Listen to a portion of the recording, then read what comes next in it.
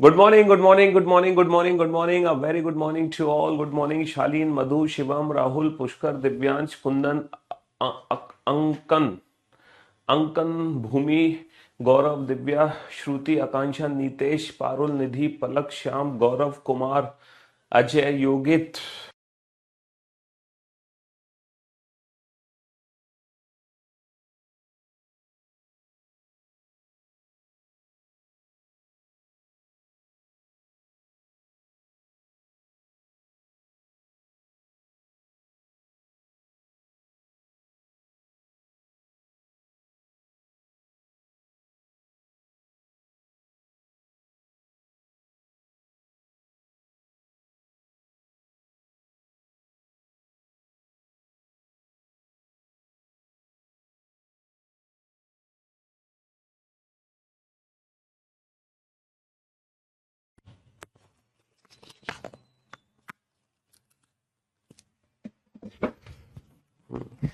हाँ जी। आवाज चली गई थी, साउंड हमारी चली गई थी। अब very good morning to all. क्या हाल है भाई आप लोगों के? बढ़िया, फर्स्ट क्लास, शानदार, जानदार, एकदम झकास। Good morning, good morning, good morning. अब very good morning to all.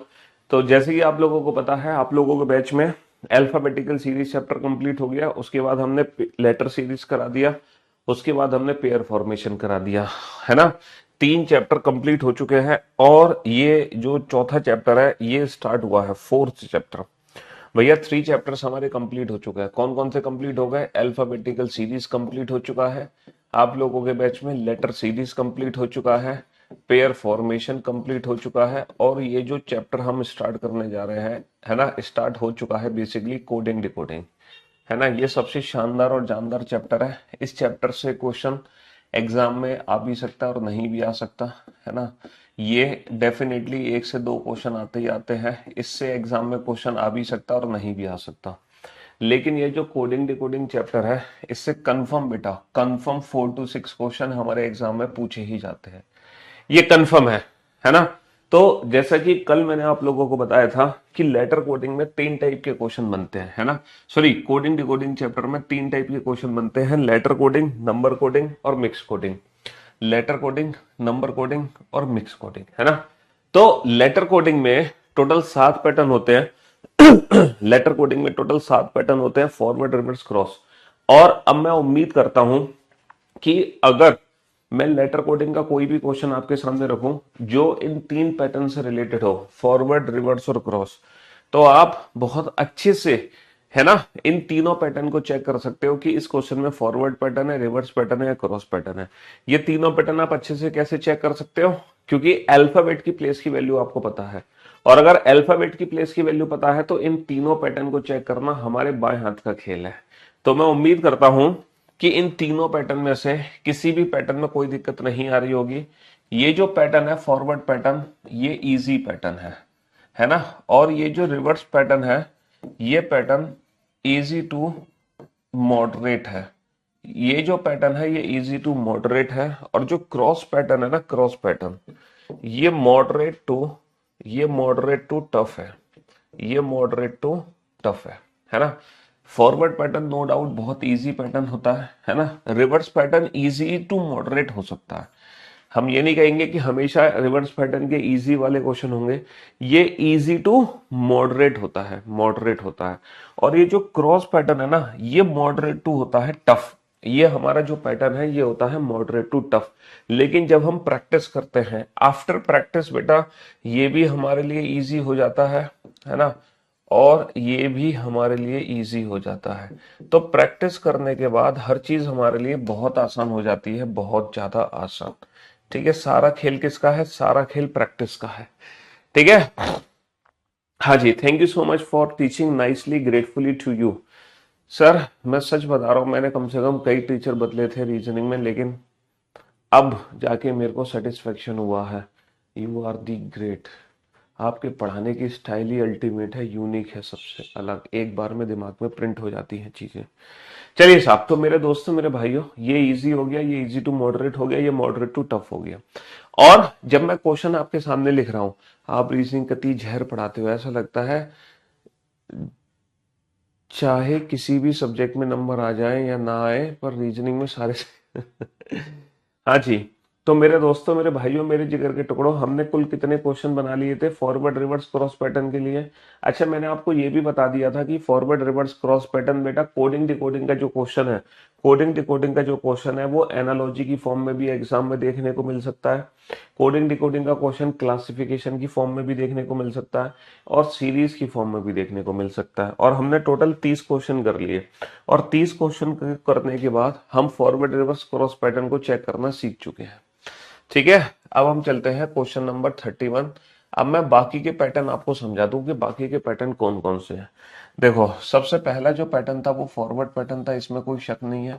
ठीक है, जब पहला लेटर पहले में, दूसरा दूसरे में, तीसरा तीसरे में, यानी कि सीधा क्रम।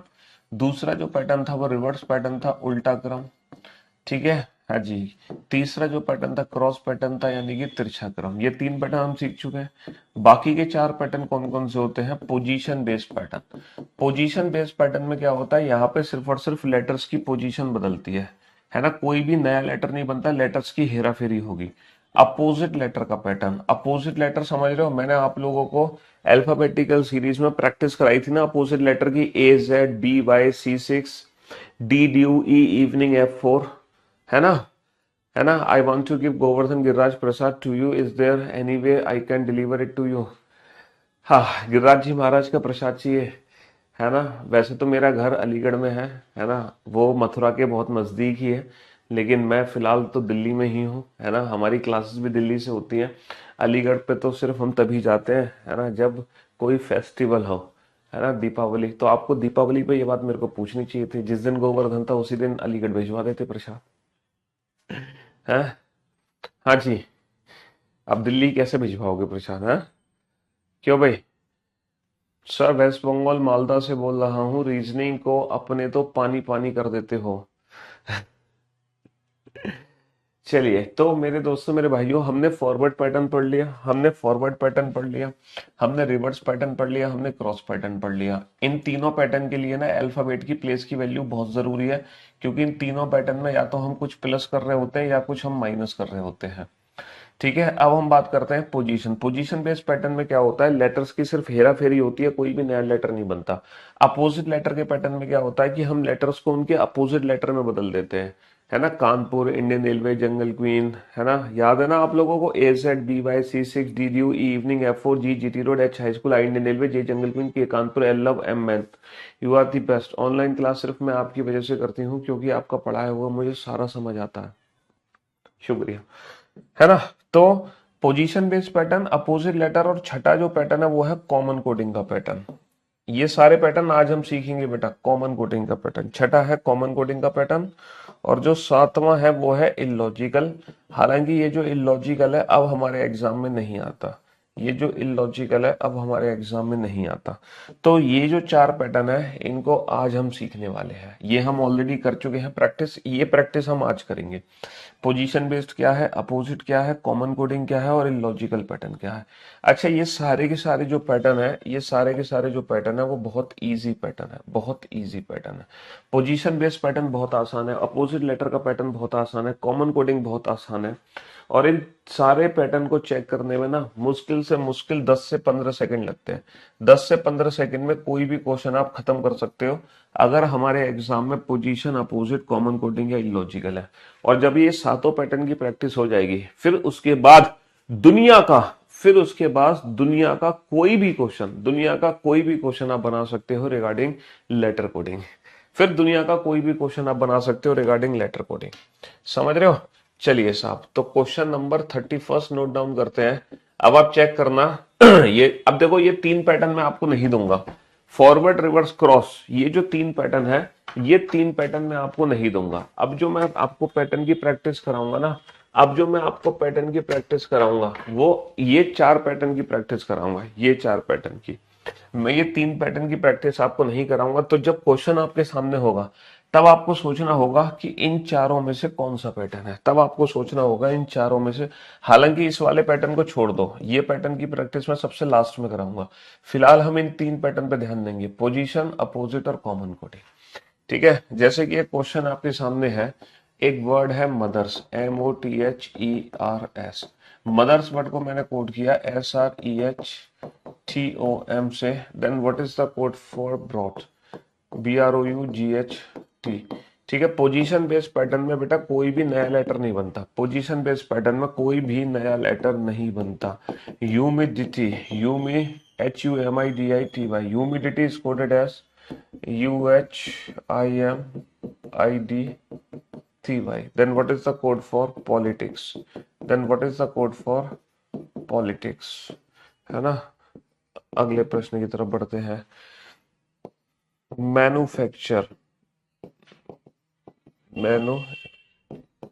मैन्युफैक्चर को हमने कोड किया AMFUNUTCARE से।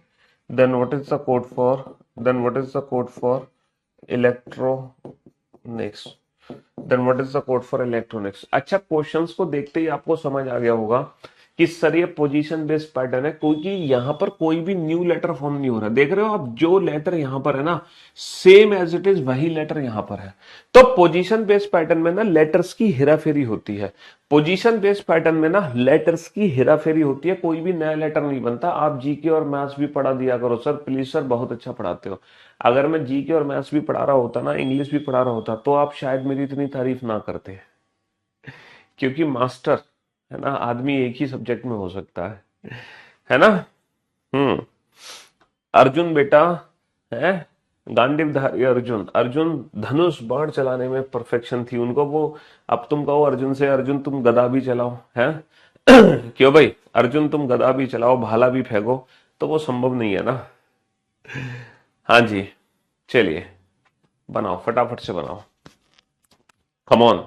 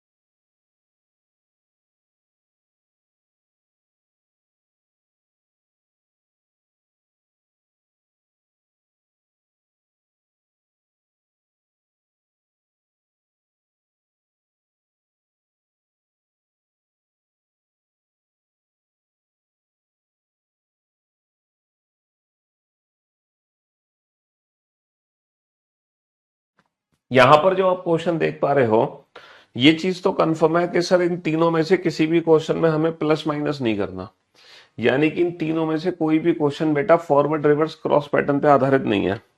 ये तो कंफर्म है सर कि हमें प्लस माइनस करने की कोई आवश्यकता नहीं है, हमें प्लस माइनस करने की कोई आवश्यकता नहीं है। और इन तीनों क्वेश्चन में से किसी भी क्वेश्चन में हमें कोई प्लस माइनस नहीं करना। यहां पर सिर्फ और सिर्फ लेटर्स की हेराफेरी हो रही है। सर अगर क्वेश्चन नंबर 31 को अगर मैं ध्यान से देखता हूं, अगर क्वेश्चन नंबर 31 को मैं ध्यान से देखता हूं, तो क्वेश्चन नंबर 31 में क्या हो रहा है सर, हो कुछ नहीं रहा। इस पूरे के पूरे वर्ड को उल्टा करके लिख दो, SREHTOM, SREHTOM। सर इस पूरे के पूरे वर्ड को उल्टा करके लिख दो, THGUORB।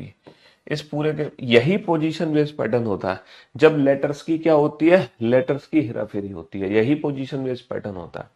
सर यहाँ पे पहले पेयर बनाओ, इसको उल्टा करो UH, फिर पेयर बनाओ, इसको उल्टा करो IM, सर IM, फिर पेयर बनाओ, इसको उल्टा करो ID, सर ID। तो पेयर बनाओ, PO को लिख देंगे हम OP, पेयर बनाओ LI को लिख देंगे हम IL, पेयर बनाओ TI को लिख देंगे हम IT। अब कुछ बच्चे पता है क्या सोच रहे हैं, कुछ बच्चे सोच रहे हैं कि सर आपसे प्रिंटिंग मिस्टेक हो गई, TY का आपने TY लिख दिया है ना। तो आप लोग सोचोगे जब एग्जाम में क्वेश्चन आएगा तो सर एग्जामिनर से गलती हो गई थी, उसने TY का TY लिख दिया। लेकिन हमने एग्जामिनर की गलती सुधार दी, हमने CS का SC कर दिया सर, हमें एक्स्ट्रा मार्क्स देगी SSC। तो बेटा गलती से भी तुम एग्जामिनर की गलती सुधारने की कोशिश मत करना। ये जो छोड़ा गया है ना टी वाई का टी वाई, ये जानबूझकर छोड़ा गया है, तो तुम्हें सी एस का यहाँ पे सी एस लिखना पड़ेगा। ये जानबूझकर छोड़ा गया है, जानबूझकर, है ना। तो तुम एस सी मत कर देना, कहीं सोचो कि सर हमने तो एग्जामिनर की गलती सुधार दी थी, सर हम तो एग्जाम में क्वेश्चन सही करके आ गए। तो कोडिंग डिकोडिंग में गलती से भी क्वेश्चन को सही करने की कोशिश मत करना, क्योंकि कोडिंग डिकोडिंग में अगर कुछ बोला है ना, अगर कोडिंग डिकोडिंग में कुछ बोला है तो वो कोई सोच समझ कर ही बोला गया होगा, कुछ सोच समझ कर ही लॉजिक लगाया गया होगा, उसके पीछे कुछ ना कुछ तो चीज होगी। तो आप लोगों को वही लॉजिक फॉलो कर देना है जो क्वेश्चन में है। सर यहाँ पे पहले 2 लेटर को उल्टा कर दो, एम ए को एम, फिर 3 लेटर को उल्टा कर दो, एफ यू वन, फिर 4 लेटर को उल्टा कर दो, यू टी सी ए, है ना। फिर लास्ट के जो 2 लेटर है वो बेटा एज इट इज है। तो पहले 2 लेटर को उल्टा कर दो, ई एल को हम कर देंगे एल ई, फिर 3 लेटर को उल्टा कर देंगे टी सी, फिर 3 लेटर को उल्टा कर देंगे हम टी सी, फिर हम 4 लेटर को आई एन ओ आर, फिर हम 4 लेटर को उल्टा कर देंगे आई एन ओ आर। समझ रहे हो, आई एन ओ आर। और जो लास्ट के 2 लेटर है ना, जो लास्ट के 2 लेटर है वो एज इट इज है, जो लास्ट के 2 लेटर है हमारे वो एज इट इज है ना। लास्ट के जो 2 लेटर है वो हमारे एज इट इज है, वो सी एस का सी एस ही रहने वाले हैं, वो सी एस का सी एस ही रहने वाले हैं। समझ रहे हो मेरे भाई, लास्ट के 2 लेटर वो एज इट इज हो गए हमारे।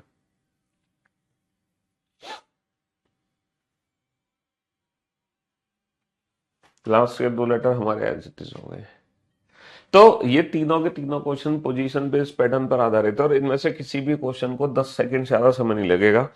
एग्जाम में जब आप ये क्वेश्चन बनाओगे तो कोई भी क्वेश्चन बेटा 10 सेकंड से ज्यादा समय ले ही नहीं सकता, कोई भी क्वेश्चन, है ना। डिस्ट्रीब्यूशन, डिस्ट्रीब्यूशन, डिस्ट्रीब्यूशन को मैंने कोड किया I R T S I D N O I T U B से। Then what is the code for substitution, then what is the code for substitution, then what is the code for substitution. Distribution की coding होगी तो substitution की coding क्या होगी, है ना। हाँ जी, ब्रेक थ्रो,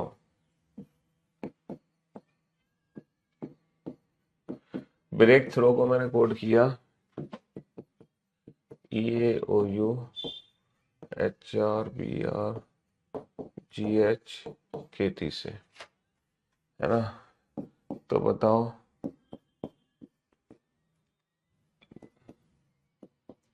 डिस्ट्रीब्यूशन की कोडिंग क्या होगी, डिस्ट्रीब्यूशन की कोडिंग क्या होगी।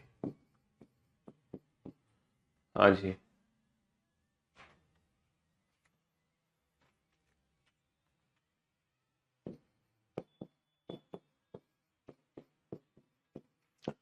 फिजिक्स को मैंने कोड किया, फिजिक्स को मैंने कोड किया सी एच आई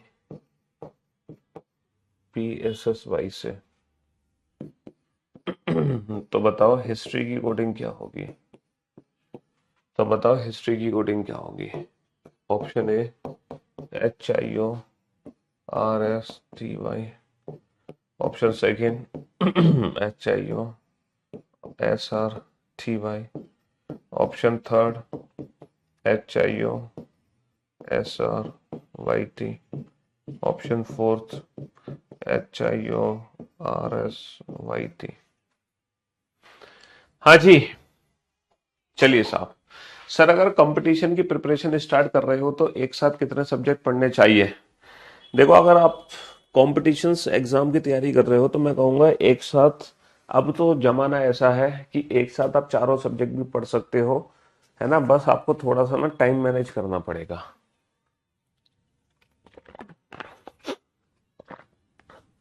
अगर आप बिल्कुल डेडिकेटली पढ़ाई करना चाहते हो तो आप चारों सब्जेक्ट पढ़ सकते हो, वैसे 2 सब्जेक्ट भी स्टैंडर्ड होते हैं। हाँ जी।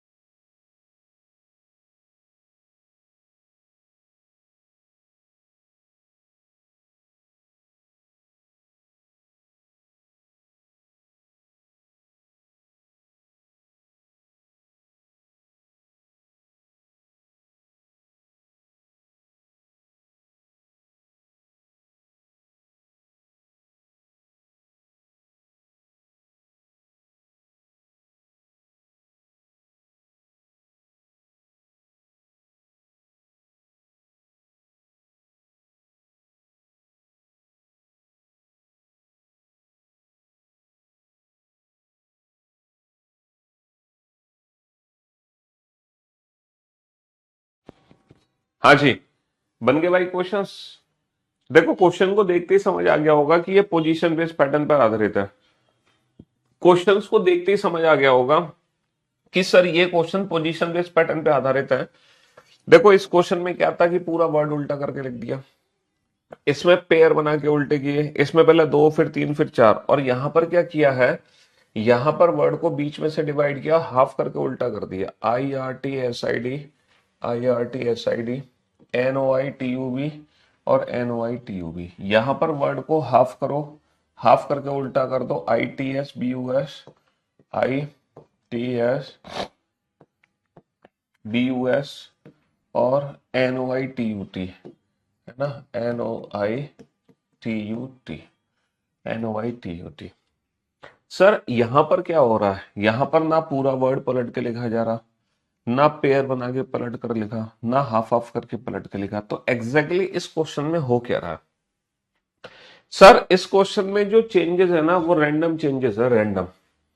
लेकिन ये जो रैंडम चेंजेस है ना वो अकॉर्डिंग टू पेयर है, पेयर। तो हम भी क्या करेंगे, पहले पेयर बना लेंगे, first pair, second pair, third pair, fourth, fifth और सिक्स, ये 6 पेयर है। ये पहला पेयर, ये दूसरा, ये तीसरा, ये चौथा, ये पांचवा और ये छठा। हमारे पास टोटल कितने पेयर है, 6 पेयर हैं। तो इन्होंने क्या किया, सबसे पहले सेकंड पेयर को उठा के सबसे आगे रख दिया, फिर इन्होंने फिफ्थ पेयर को उठा के फिर उसके पीछे रख दिया, फिर इन्होंने फोर्थ पेयर को उठाया है, फिर इन्होंने फर्स्ट पेयर को उठाया है, फर्स्ट पेयर को, और फिर GH जो है वो छठा पेयर है, और जो KT है वो थर्ड पेयर है। तो जो रैंडम अरेंजमेंट इन्होंने यहां पर की है ना, जो रैंडम अरेंजमेंट यहां पर की है वही रैंडम अरेंजमेंट हमें यहां करनी होगी। जैसे 1 2 3 4 5 6 को इन्होंने कन्वर्ट कर दिया 2 5 4 1 6 3 में, तो एज इट इज यही काम हम भी करेंगे, हम भी पेयर बनाएंगे 1 2 3 4 5 6, हम भी पेयर बनाएंगे 1 2 3 4 5 6। और एक चीज याद रखना, ऊपर 6 पेयर है तो नीचे भी 6 ही पेयर होंगे। तो पहले क्या लाना है, 2 लाना है हमें, पहले 2 लाना है, फिर 5 लाना है, फिर 4, फिर 1, फिर 6, फिर 3। तो सेकंड पेयर क्या है, सेकंड पेयर है हमारा ST, है ना। फिफ्थ पेयर क्या है, फिफ्थ पेयर है हमारा TI। फोर्थ पेयर क्या है, फोर्थ पेयर है हमारा BU। और फर्स्ट पेयर क्या है, फर्स्ट पेयर है हमारा DI। और सिक्स पेयर क्या है, सिक्स पेयर है हमारा ON।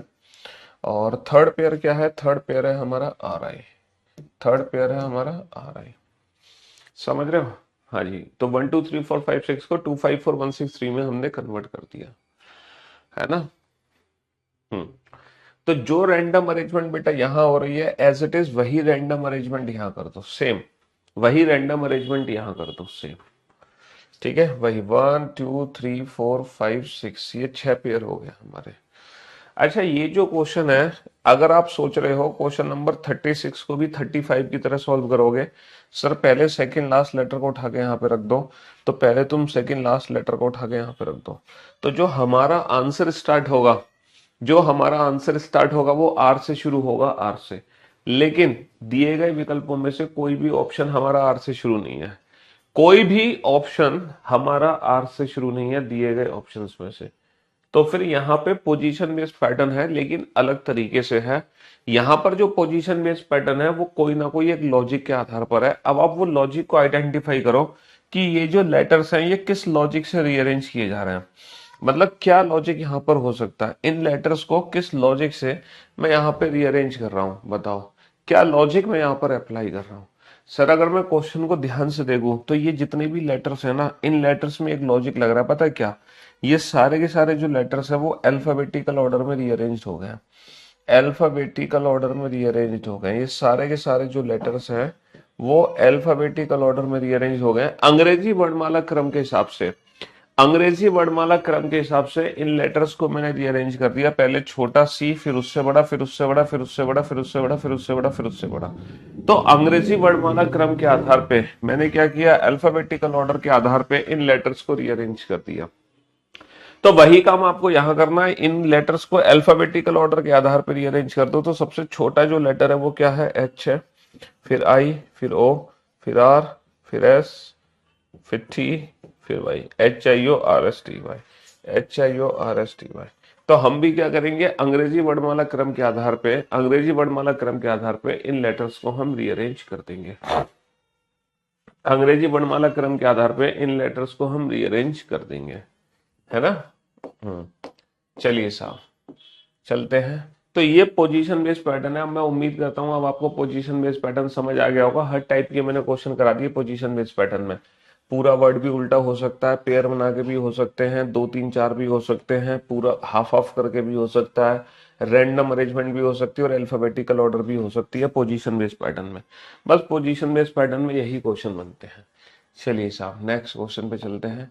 अब आप याद करो बेटा वो अपोजिट लेटर वाला कंसेप्ट, है ना, जो अपोजिट लेटर की मैंने प्रैक्टिस आप लोगों को कराई थी,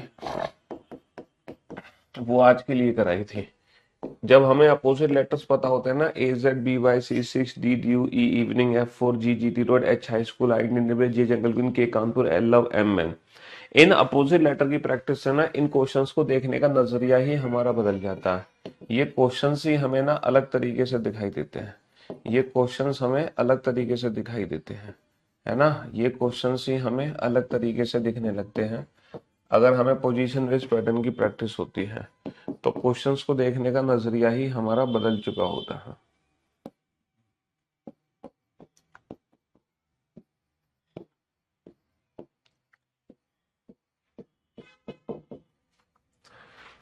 क्वेश्चंस को देखने का नजरिया ही हमारा बदल गया होता है।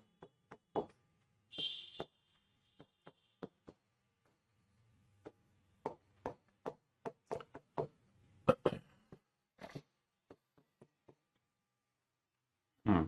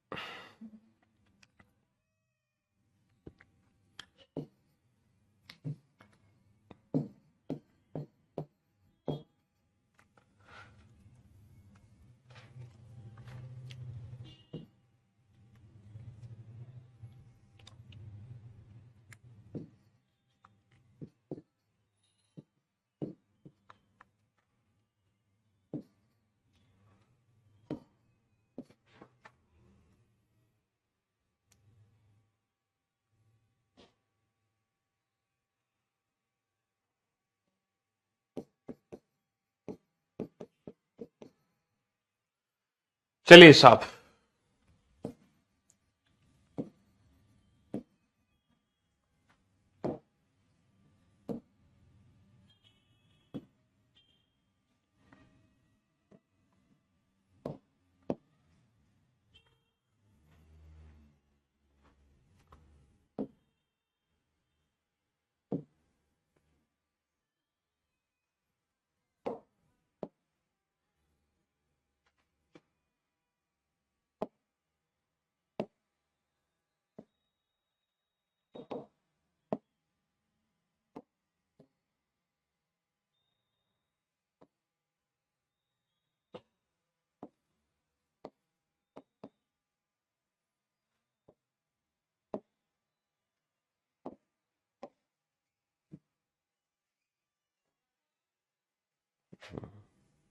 बनाओ।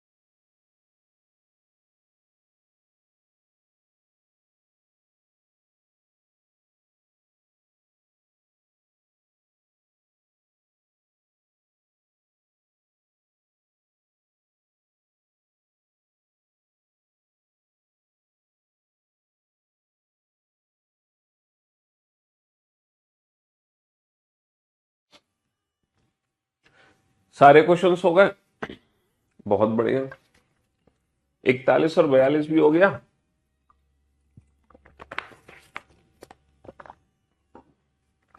देखो, जब भी एग्जाम में अपोजिट लेटर से रिलेटेड क्वेश्चंस आएंगे तो वो क्वेश्चन देखते ही सॉल्व हो जाने हैं, देखते ही। जैसे कि यहाँ पे हो गया है ना, क्वेश्चन को देखने का नजरिया ही बदल गया होगा। कैसे? Kanpur Indian railway man, GT road Indian railway AZ Indian railway man, है ना। High school AZ man due, high school Indian railway love Kanpur, है ना, है ना। सर यहाँ पे क्या है? सर यहाँ पे भी अपोजिट है लेकिन रिवर्स पैटर्न में, कानपुर लव एजेड बाय। तो इंडियन रेलवे इवनिंग, इवनिंग और लव, यहां भी था, है ना, अपोजिट लेटर का पैटर्न लेकिन रिवर्स ऑर्डर में। सर यहां भी अपोजिट है, man love GT road high school Indian railway, तो ये हो जाएगा लव हाई स्कूल फोर, है ना, हाई स्कूल और जीटी रोड, जीटी रोड। बहुत बढ़िया। यहां तक तो तुम लोगों ने बना लिया क्वेश्चन, यहां तक तो तुम लोगों ने बना लिया क्वेश्चन। लेकिन इस वाले क्वेश्चन में क्या कहानी है?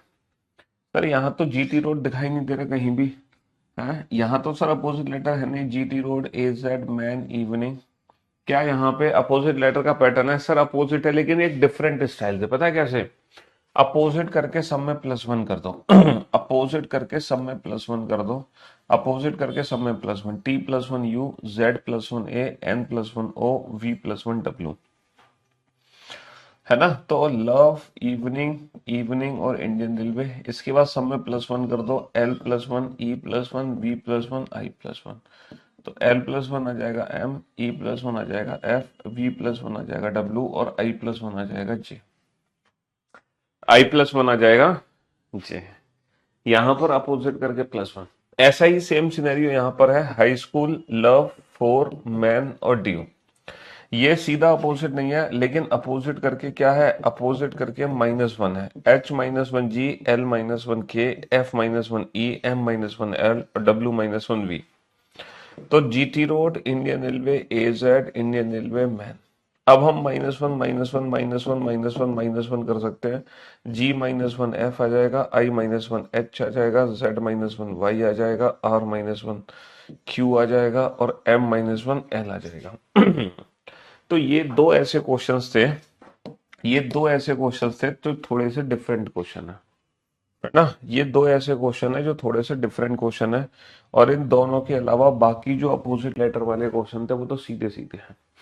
बाकी अपोजिट लेटर वाले क्वेश्चन सीधे सीधे हैं, बस ये दो क्वेश्चन थोड़े से डिफरेंट है, जिसमें अपोजिट +1 हो रहा है, जिसमें अपोजिट -1 हो रहा है ना। अपोजिट +1 और अपोजिट -1। तो आपको पोजीशन बेस्ड समझ आ गया, है ना। पोजीशन बेस्ड के बाद पोजीशन बेस्ड पैटर्न था ना, ये 31 32 33 34 35 36 ये पोजीशन बेस्ड पैटर्न था, और ये हमारा अपोजिट लेटर का पैटर्न है। तो पोजीशन बेस्ड और अपोजिट दोनों बेहतर तरीके से आपको समझ आ गए होंगे, ऐसी उम्मीद हम कर सकते हैं, है ना। ऑरेंज एक पर्टिकुलर वर्ड है, ऑरेंज को मैंने कोड किया WWZYXTU से, है ना। और एप्पल को मैंने कोड किया, एप्पल को मैंने कोड किया YYYCCYCCDU से, YCCUD से। Then what is the code for grape? Then what is the code for grape? Then what is the code for grep?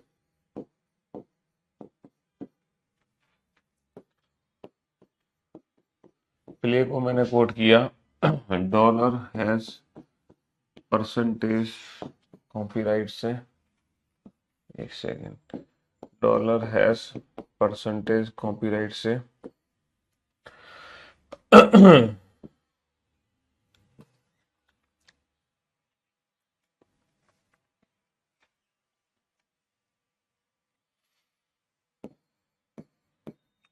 Done, done को मैंने कोड किया डन को मैंने कोड किया इंडियन रुपी डिवाइड प्लस और minus से, है ना। Then what is the code for end, then what is the code for end, then what is the code for end. Over को मैंने कोड किया dollar hash at the rate percentage से,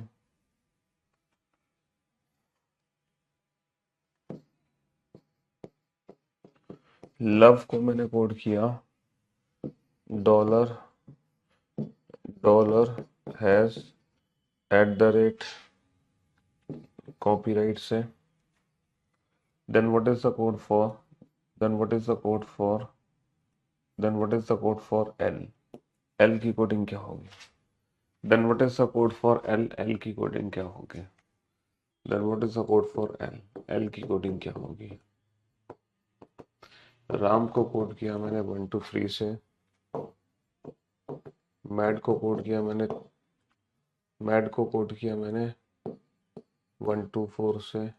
then what is the code for R, R की coding क्या होगी, then what is the code for R, R की coding क्या होगी। हाँ जी, तो ये जो क्वेश्चंस है ना, ये कॉमन कोडिंग पर बेस्ड क्वेश्चंस है। कॉमन कोडिंग में ना कोई लॉजिक लगाने की जरूरत नहीं है, कॉमन कोडिंग में कोई लॉजिक लगाने की जरूरत ही नहीं है, कॉमन कोडिंग में कोई लॉजिक लगाने की आवश्यकता ही नहीं है ना, कोई लॉजिक की आवश्यकता नहीं है। नोट डाउन कर लो पहले फटाफट से। हाँ जी, कॉमन कोडिंग बेटा विदाउट लॉजिक वाले क्वेश्चंस होते हैं, बिना लॉजिक के क्वेश्चन बनते हैं, बिना लॉजिक के।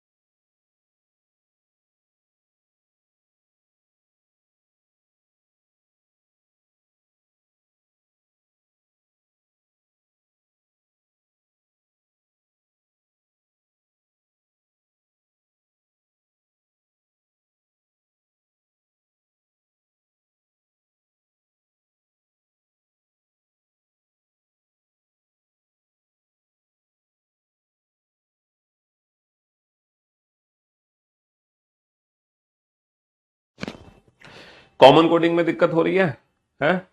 कॉमन कोडिंग में दिक्कत कुछ नहीं होनी चाहिए बेटा। देखो हमने देखा, देखो पी के नीचे सी है, पी के नीचे सी है, बहुत बढ़िया। ए के नीचे वाई है तो ए के नीचे वाई है, सर ई के नीचे यू है तो सर ई के नीचे यू है। कहने का मतलब है जिस लेटर के नीचे जो है वही उसका कोड है, जिस लेटर के नीचे जो है, जिस लेटर के नीचे जो है वही उसका कोड है बिना किसी लॉजिक के। जिस लेटर के नीचे जो है बस वही उसका कोड है, जिस लेटर के नीचे जो है वही उसका कोड है बेटा। जिस लेटर के नीचे जो है वही उसका कोड है, बात खत्म। ज्यादा दिमाग लगाने की तुम्हें जरूरत ही नहीं है, जिस लेटर के नीचे जो है वही उसका कोड है। तो बेटा जी, जी के नीचे क्या है सर? जी के नीचे टी है, टी कोड हो गया। सर आर के नीचे क्या है? सर आर के नीचे जेड है, जेड कोड हो गया। सर ए के नीचे क्या है? सर ए के नीचे वाई है, वाई कोड हो गया। सर पी के नीचे क्या है? सर पी के नीचे सी है, सी कोड हो गया। सर ई के नीचे क्या है? सर ई के नीचे यू है, यू कोड हो गया।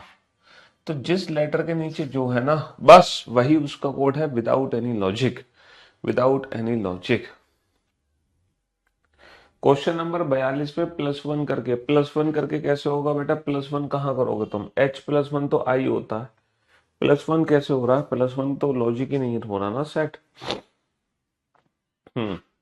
सर जिस लेटर के नीचे जो है बस वही उसका कोड है। ए के नीचे परसेंटेज तो परसेंटेज कोडिंग कर दो। सर एन के नीचे प्लस तो प्लस कोड कर दो। सर डी के नीचे इंडियन रुपी तो इंडियन रुपी कोड कर दो।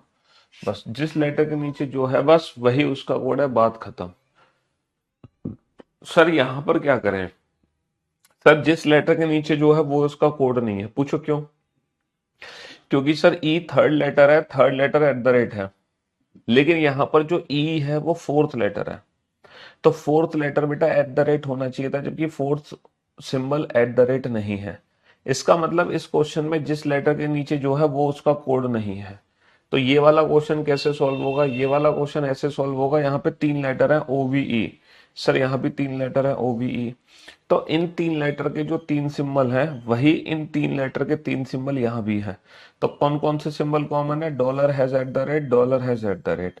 इसका मतलब ये हो गया ओबीई की coding dollar hash at the rate से हो रही है, ओबीई की coding dollar hash at the rate से हो रही है, लेकिन ये कंफर्म नहीं है कि ओ किसके लिए है, वी किसके लिए है और ई किसके लिए है। हमें ये नहीं पता, लेकिन ये 100% श्योरिटी है कि OBE dollar hash at the rate है। तो ये जो आर बचा ये परसेंटेज के लिए बचा, और ये जो एल बचा ये किसके लिए बचेगा? सर एल बचेगा कॉपीराइट के लिए। भैया एल किसके लिए बचेगा? एल बचेगा कॉपीराइट के लिए। तो एल की कोडिंग सीधी सीधी कॉपीराइट हो गई, एल की कोडिंग सीधी सीधी कॉपीराइट हो गई। बहुत बढ़िया। आ जाओ क्वेश्चन नंबर 46। सर सर यहां पर जो एम है वो तीसरा लेटर है, तीसरा लेटर तीन है, जबकि यहां पर जो एम है वो पहला लेटर है, पहला लेटर तीन है ही नहीं। इसका मतलब ये भी ऐसा नहीं है कि पहला पहले में दूसरा दूसरे में, ना ना ना ना।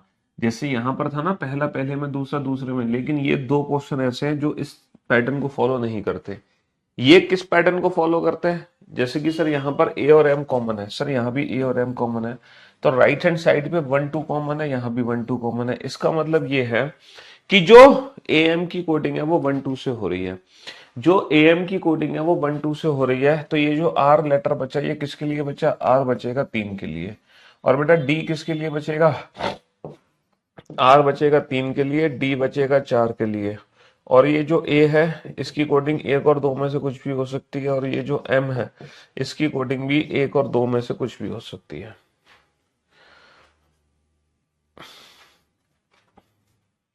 समझ आया कोडिंग डिकोडिंग? बहुत बढ़िया। तो ये कोडिंग डिकोडिंग था, है ना, कॉमन कोडिंग, सॉरी। अब हम चलते हैं फाइनली इलॉजिकल वाले पैटर्न पर। हालांकि इलॉजिकल वाले जो पैटर्न है अब हमारे एग्जाम में नहीं आते हैं, अब हमारे एग्जाम में नहीं आते हैं, लेकिन फिर भी है ना, क्वेश्चन तो करने जरूरी है, क्या पता आने वाले समय में आ जाए।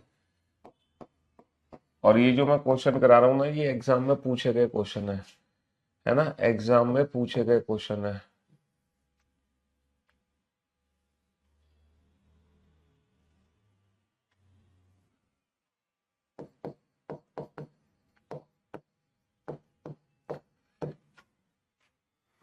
ये एग्जाम के पूछे गए क्वेश्चन है।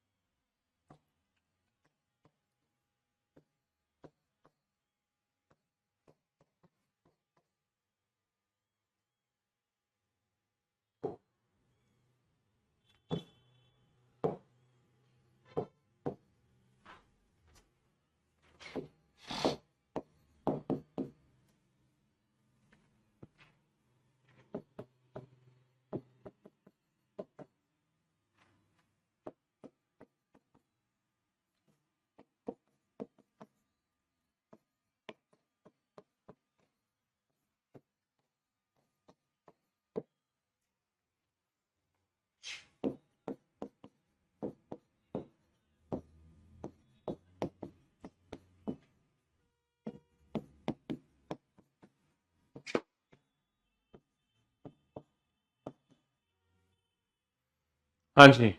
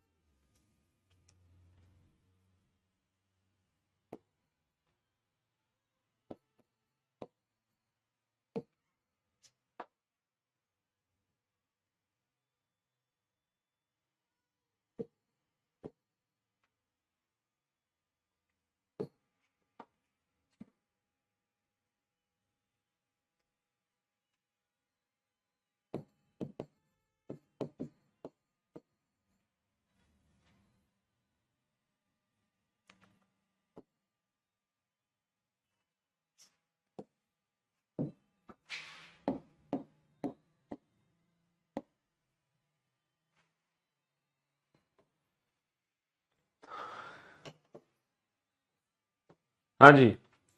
तो ये क्वेश्चंस है बेटा जो कि इलॉजिकल पैटर्न पर बेस्ड है। आप इन क्वेश्चंस को नोट डाउन कर लो एक बार। अच्छा, आप लोग सोच रहे होंगे सर हमें एग्जाम में कैसे पता चलेगा कि कौन सा लॉजिक लगने वाला है। सर इतने सारे लॉजिक हैं, हमें एग्जाम में कैसे पता चलेगा। तो हैव सम पेशेंस, थोड़ा सा पेशेंस रखो। फिर मैं आपको बताता हूँ कि जब एग्जाम में क्वेश्चन आएगा तो, है ना। हाँ जी, how will you identify the logic. Have some patience, बस you have to wait for 5 minutes only. After that, I will tell you how to check the logic in exam.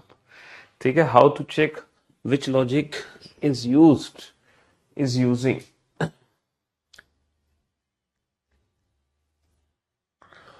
ये questions note down कर लो बेटा।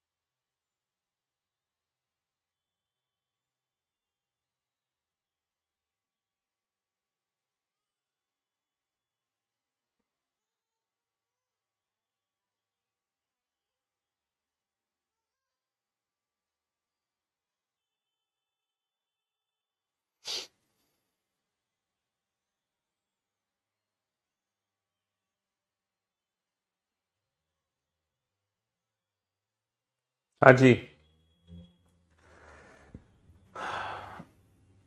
बन गए भैया मोहम्मद अफजल, बहुत बढ़िया। चलिए साहब, अब आप लोग बोर्ड पे ध्यान देना और ध्यान से समझने की कोशिश करना। ये सारे के सारे ना इलॉजिकल पैटर्न पर बेस्ड है। देखो इलॉजिकल पैटर्न कैसे है, इस पर्टिकुलर वर्ड को ध्यान से देखो, इस पर्टिकुलर वर्ड को ध्यान से देखो, इसको उल्टा पढ़ो। ये क्या लिखा है सर? ये लिखा है EAST ईस्ट। सर इसको उल्टा पढ़ना, ये क्या लिखा है सर? WEST waste. इसको उल्टा पढ़ना, ये क्या लिखा है सर? NORTH north. ओ भाई साहब, यानी कि ये ईस्ट है, ये वेस्ट है, ये नॉर्थ है। तो ईस्ट वेस्ट नॉर्थ के बाद क्या आएगा सर? ईस्ट वेस्ट नॉर्थ के बाद आएगा साउथ। ईस्ट वेस्ट नॉर्थ के बाद आएगा south, SOUTH। East west north के बाद क्या आ जाएगा? ईस्ट वेस्ट नॉर्थ के बाद साउथ आ जाएगा, SOUTH। बहुत बढ़िया सर। इससे एक मीनिंगफुल वर्ड बनाना। क्या मीनिंगफुल वर्ड बनेगा सर? यहाँ पर जो मीनिंगफुल वर्ड बनेगा ना, यहाँ पर जो मीनिंगफुल वर्ड बनेगा वो बनेगा अर्ली, है ना। इससे मीनिंगफुल वर्ड बनाना क्या बनेगा सर? यहाँ पर जो मीनिंगफुल वर्ड बनेगा वो बनेगा लेट। सर ये मीनिंगफुल वर्ड बनाना, सर मीनिंगफुल वर्ड बनेगा कोल्ड। तो हमने क्या देखा सर? अर्ली का अपोजिट लेट है, कोल्ड का अपोजिट आएगा हॉट। कोल्ड का अपोजिट क्या आ जाएगा? हॉट। और हॉट किससे मिलकर बनेगा? हॉट बनेगा सर HTO से। अर्ली का अपोजिट लेट, कोल्ड का अपोजिट हॉट। सर ये हमारी रोमन सीरीज है। आप लोग रोमन सीरीज जानते हो? रोमन सीरीज 1, 5, 10, 50, 100, 500 और 1000।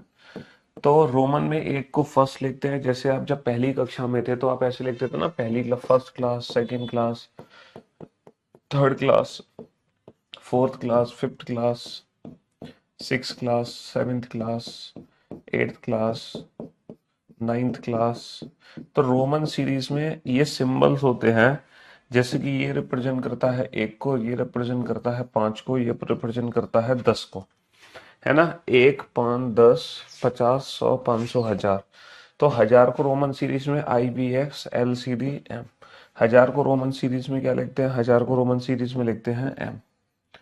1000 को क्या लिखते हैं? 1000 को लिखते हैं M। सर ये कुछ नहीं है, ये दिनों के नाम है। मंडे, ट्यूसडे, वेंसडे, है ना। Monday, Monday, Tuesday, Wednesday, Thursday, Friday, Saturday, Sunday. Monday, Tuesday, Wednesday, Thursday, Friday, Saturday, Sunday, है ना। Monday, Tuesday, Wednesday, Thursday, Friday, Saturday. कोई लॉजिक नहीं है यहाँ पर। सर ये मंथ के नाम है, ये मंथ के नाम है। जनवरी, फरवरी, मार्च। जनवरी, फरवरी, मार्च, अप्रैल, मई, जून, जुलाई। जनवरी, फरवरी, मार्च, अप्रैल, मई, जून, जुलाई। सर ये कुछ नहीं है, ये 1 2 3 लिखी हुई है। 1 2 3। देखो, O 1 2 3 4 5 6 7 8 9, T for 10। ये सर 1 2 3 लिखी हुई है। एक बच्चा कह रहा है किसी को डायरेक्शन नहीं पता हो तो वो क्या करेगा? अरे भाई साहब भाई, है रीजनिंग चैप्टर में तुम डायरेक्शन एंड डिस्टेंस चैप्टर नहीं पढ़ोगे? अगर मैं आपको रीजनिंग पढ़ाऊंगा तो डायरेक्शंस भी तो पढ़ाऊंगा, ईस्ट वेस्ट नॉर्थ साउथ। तो डायरेक्शन चैप्टर तो तुम पढ़ोगे ही ना इस चैप्टर रीजनिंग के अंदर। क्यों भाई? रीजनिंग के सिलेबस में है डायरेक्शन एंड डिस्टेंस। तो तुम कैसे कह सकते हो कि डायरेक्शन जिसको ना, अरे पूर्व, पश्चिम, उत्तर, दक्षिण, ये ईस्ट है, ये वेस्ट है, ये नॉर्थ है। तो नॉर्थ के बाद क्या आएगा? साउथ आएगा। भाई ईस्ट का अपोजिट वेस्ट, नॉर्थ का अपोजिट क्या होता है? साउथ होता है। अर्ली का अपोजिट लेट, लेट का कोल्ड का अपोजिट हॉट होता है ना। हाँ जी। तो ये सारे के सारे ना वो क्वेश्चंस हैं इलॉजिकल पैटर्न, जो पहले कभी एग्जाम में आते थे लेकिन अब नहीं आते। अब ये क्वेश्चन, अच्छी बात ये है, अब ये क्वेश्चन एग्जाम में नहीं आते, अब ये क्वेश्चन एग्जाम में नहीं आते, लेकिन मैंने करा दिए फिर भी। सर यहाँ पे पता है क्या हो रहा है? यहाँ पर क्या हो रहा है सर? जितने भी डबल डिजिट है ना उनको आपस में ऐड कर दो। 9 और 1, 9 और 1 होता है 10। सर 9 का तो 9 लिख दो। सर 9 और 1 होता है 10। सर 2 + 0 होता है 2। सर 5 का तो 5 लिख दो। सर 8 और 1 होता है 9, है ना। 2, 18, 15, 20, 8, 5, 18। सर 2 का तो 2 लिख दिया। सर 8 और 1 होता है 9, 5 और 1 होता है 6, 2 + 0 होता है 2। सर 8 का 8 लिख दिया, 5 का 5 लिख दिया, और 1 + 8 होता है 9। तो sir BIF BHEI, BIFBHEI, double digit को ऐड करके नीचे लिखते चले जाओ, डबल डिजिट को ऐड करके नीचे लिखते चले जाओ, BIFBHEI, है ना। सर ये वाला क्वेश्चन सबसे खतरनाक है, ये वाला क्वेश्चन सबसे खतरनाक है। पता है क्या किया है, पहले टीचर के लेटर्स को ना अल्फाबेटिकल ऑर्डर में रीअरेंज किया है, पहले अल्फाबेटिकल ऑर्डर में रीअरेंज किया है टीचर को, टीचर के जो लेटर हैं वो अल्फाबेटिकल ऑर्डर में अरेंज हो गए, अल्फाबेटिकल ऑर्डर में अरेंज करने के बाद ये लॉजिक लगाया है DZHBKOW, पहले अल्फाबेटिकल ऑर्डर में रीअरेंजमेंट करिए तब ये लॉजिक लगाया है। कैसे लगाया, +3 -3 +3 -3 +3 -3 +3, समझ लो, 1 और 3 4, 3 माइनस का 3 0, 5 और 3 8, 5 माइनस का 3 2, 8 और 3 11, 18 माइनस का 3 15 और 20 और 3 23। तो लॉजिक लगाया +3 -3 +3 -3 +3 -3, कब, पहले टीचर वर्ड को। जब ये क्वेश्चन एग्जाम में आया था ना तो कोई भी बच्चा इस क्वेश्चन को नहीं सॉल्व कर पाया था, और वास्तव में ये क्वेश्चन एग्जाम में सॉल्व करने के लिए था ही नहीं, ये क्वेश्चन एग्जाम में छोड़ने के लिए था, ये क्वेश्चन एग्जाम में किसके लिए था, छोड़ने के लिए था, ये क्वेश्चन सॉल्व कर ही नहीं जा सकता। तो बेटा इन लेटर्स को पहले अल्फाबेटिकल ऑर्डर में रीअरेंज करो, पहले ए आएगा, सी आएगा, ACHNORS, अल्फाबेटिकल ऑर्डर में रीअरेंजमेंट हो गई। अब आप +3 -3 +3 -3 +3 -3 +3 का लॉजिक लगाओ। सर 1 और 3 4 आएगा, 3 माइनस का 3 0 आएगा, 8 और 3 11 आएगा, 14 माइनस का 3 11 आएगा, 15 और 3 18 आएगा, 18 माइनस का 3 15 आएगा, 19 और 3 22 आएगा, है ना, 19 और 3 22 आएगा। तो +3 -3 +3 -3 +3 -3। अब आप सोच रहे होंगे सर आपने 54 क्वेश्चन करा दिए लेटर कोडिंग में, अब एग्जाम में जब ये क्वेश्चंस आएंगे तो सर हम चेक कैसे करेंगे कि कौन सा लॉजिक है। सर आपने तो सीक्वेंस वाइज ये क्वेश्चंस कराए हैं, आपने तो सीक्वेंस वाइज ये क्वेश्चन कराए हैं, बट जब एग्जाम में क्वेश्चन आएगा तब हम कैसे चेक करेंगे सर इनमें से कौन सा लॉजिक पर बेस्ड एग्जाम में क्वेश्चन है। एग्जाम में कैसे आइडेंटिफाई करेंगे कि सर क्या करना है हमें पेपर में। तो चलिए मैं आपको बताता हूँ, लेटर कोडिंग का कोई क्वेश्चन आ जाए आपके एग्जाम में, लेटर कोडिंग का कोई भी क्वेश्चन आपके एग्जाम में आ जाए, आपको क्या करना है। देखो क्वेश्चन को देखते ही सबसे पहले आप ये सोचो कहीं ये क्वेश्चन पोजीशन बेस्ड पैटर्न पर तो नहीं है, कहीं ये क्वेश्चन अपोजिट लेटर के पैटर्न पर तो नहीं है, या कहीं ये क्वेश्चन कॉमन कोडिंग पर तो नहीं है। ये 3 लॉजिक आप लगाओ जिसको यूज करने में मुश्किल से 10 से 15 सेकंड लगेंगे। अगर हमारा क्वेश्चन पोजीशन बेस्ड पैटर्न पर बेस्ड है, अपोजिट लेटर के पैटर्न पर बेस्ड है, या फिर कॉमन कोडिंग पर बेस्ड है, अगर हमारा क्वेश्चन इन 3 पैटर्न पर बेस्ड है तो एग्जाम में क्वेश्चन सॉल्व करने में मुश्किल से 10 से 15 सेकंड लगेंगे। तो सबसे पहले क्वेश्चन को देखते ही तुम्हारे दिमाग में क्लिक होना चाहिए कहीं ये क्वेश्चन पोजीशन बेस्ड तो नहीं है, या कहीं ये क्वेश्चन अपोजिट लेटर पे तो नहीं है, या फिर ये कॉमन कोडिंग पे तो नहीं है। अगर ये 3 पैटर्न नहीं है तो फिर पक्का प्लस माइनस है, पक्का प्लस माइनस है। और प्लस माइनस करने के 3 तरीके हैं, प्लस माइनस करने के 3 तरीके हैं, फॉरवर्ड रिवर्स। पहले फॉरवर्ड चेक करो प्लस माइनस, फिर रिवर्स चेक करो, फिर क्रॉस चेक करो, ठीक है ना। और ये करने में तुम्हें 20 से 25 सेकंड लग जाएंगे। तो कुल मिलाकर क्वेश्चन तुम्हारा सॉल्व हो जाएगा। लेकिन अभी भी बात ना बने, अभी भी बात ना बने, तब जाके हम इलॉजिकल पैटर्न चेक करते हैं। हालांकि लॉजिकल पैटर्न अब हमारे एग्जाम में नहीं बनते, लेकिन फिर भी हमें पता होना चाहिए कि इलॉजिकल पैटर्न क्या है। These are the illogical patterns, these are the illogical patterns. तो मुझे उम्मीद है अब दुनिया का कोई भी क्वेश्चन लेटर कोडिंग का तुमसे बच नहीं सकता, दुनिया का कोई भी क्वेश्चन लेटर कोडिंग का तुमसे बच नहीं सकता, हर क्वेश्चन को तुम बना दोगे। चलिए साहब, तो फिर आज की सेवा यहीं समाप्त करते हैं, मुलाकात करते हैं कल आप लोगों से। Love you guys, love you all, take care, thank you so much.